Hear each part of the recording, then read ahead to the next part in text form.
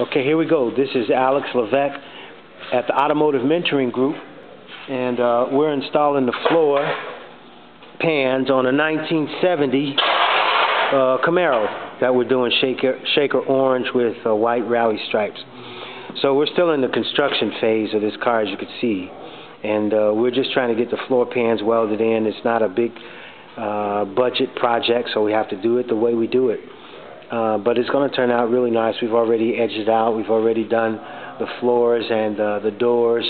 We've already jammed it out already.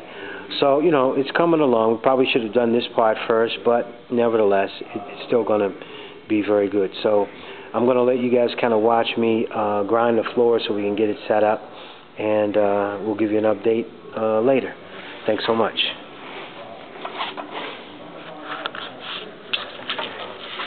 Alright, so we're going to get in here, and we've already got it marked off where the pan is supposed to be, and now we'll take the pan out so that we can grind around the perimeter of the floor so that we can have good adhesion when we MIG weld it in. That's what we're trying to accomplish right now.